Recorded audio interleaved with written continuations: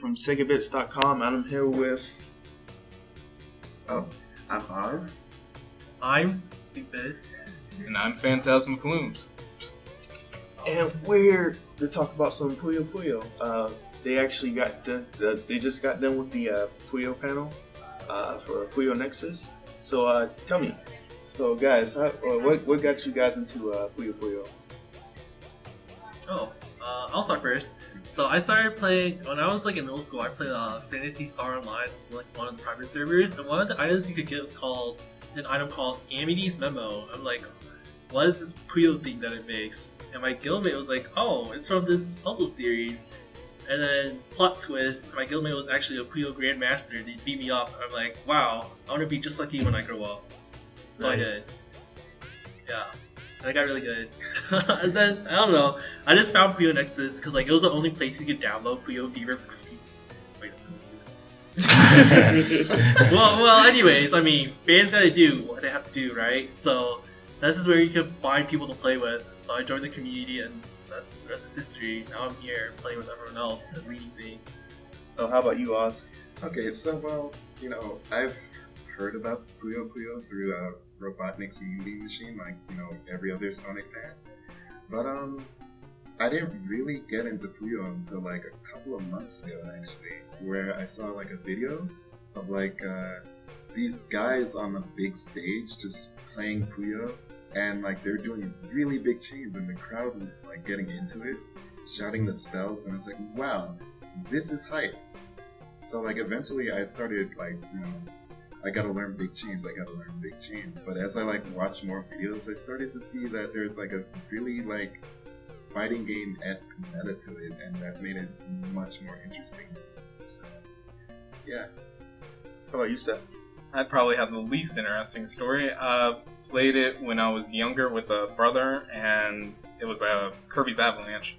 And I was looking up music for it one day, and I found videos on YouTube for this Puyo Puyo Fever Versus 2. I'm like, oh snap, let me watch this. Oh snap, I can download this. Oh snap, I got beat up a lot. But then you couldn't stop. I could not stop because we ended up calling this guy Cthulhu. So we ended up going from there, and then met him at MomoCon last year, and now I'm part of the staff for some reason. Oh, okay. So another question I wanted to ask: how did Puyo Nexus started? So basically, back in 2005-ish, that's when Puyo Puyo Fever got released. And so there was a PC version that actually had net playing. Actually, well, I think even before this. Wow, the history actually I'm kind of in the middle of the timeline, so I don't really know everything. But people were already Puyo fans for a long time, and they just found this GeoCity style, but forums to just gather on.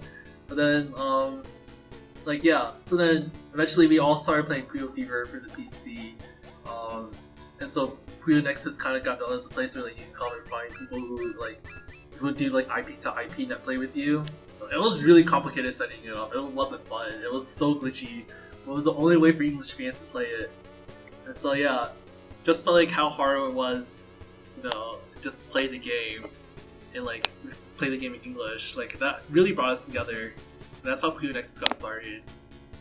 And I don't know, we just all toughed it out. Let's be honest, past 13 years is just filled with despair, right? No Puyo game was ever localized. There was no hints of a localization. So yeah, all the crazy stayed together. We still had hope. Yeah, me. That's what's up. So another question I want to ask, and you mentioned this during the panel. You guys are trying to spread the word around for the competitive scene, Anime Evo,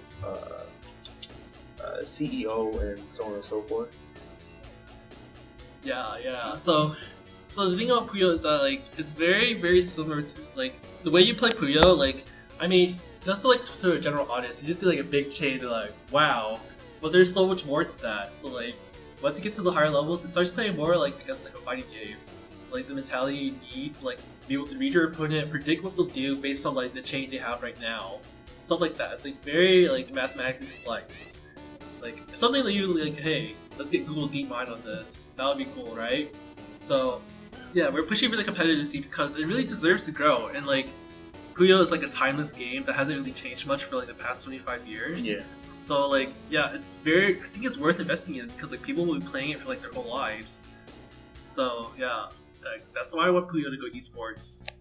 Also to validate like my past like 10 years of my life. So. So another question I have is for all of you, who is your favorite Puyo Puyo character in the entire series? Amity. MT? Yes, she's so cute. I love her design, and like I have a soft spot for like characters with beanies. Nice. So yeah. How about you? I think Arl's my favorite character just because she's so sassy and mean. Like that's my ideal as a person. Wait, no, it's not. I take that back. I'm very humble, I think. Can we go to the next person? I gotta go with Lemrez because apparently I'm the unofficial voice actor for him for the English version. Oh, nice, nice. Yeah, somehow that rumor got well. I didn't start it. People just started saying it, and I'm just like, cream pie. Yeah, that could be taken out of context. Yeah, that probably will. Yeah, whoever's watching this will take it out of context. Hey, I'm now the meme for the community. Don't use your internet powers for me. Do it. So with Puyo Puyo Tetris localized, do you have anything that you want Sega to do? Maybe release more Puyo Puyo games. Oh, definitely. I'm kind of conflicted about the Puyo Tetris localization because like I feel like part of the reason why it's doing so well is because of Tetris. Like I'd really like Puyo like to stand alone without Tetris training wheels, so to speak. So I'm really hoping that like Puyo can grow and so we can get more Puyo standalone games. Kind of have to second that as well because it's a good game to get into the series. It kind of forces you to learn Puyo because I bet if they just released Puyo Chronicles, which was the most recent game, people won't pick it up as much because there is no, I guess, air of familiarity. Well, like I do hope that like release Puyo Chronicles on like the Switch or something, because like the thing about Puyo Tetris is that like it's tutorial. A lot of people complain about like the tutorial mode like not really teaching you a lot. I mean, yeah, like Puyo Tetris from the beginning had a quick and dirty tutorial, but like games like Puyo Chronicle or 20th Anniversary, they had like a very in-depth tutorial that taught you how to do like everything in Puyo. So like I feel like we should definitely start localizing those games just so like, I mean, the people who got hooked into Puyo now because of Puyo Tetris, they want to learn more. So new games with like more in-depth tutorials will really help. Alrighty. Alright, so thank you for the interview, guys. Thank you. And I appreciate I it. hope Thank Puyo you. Puyo grows as the gaming competitive scene, and I hope the community grows a little bit more. You guys can teach newcomers how to play Puyo Puyo. So that's it for today. This is Kori-Maru signing out. Alright, later guys. See ya.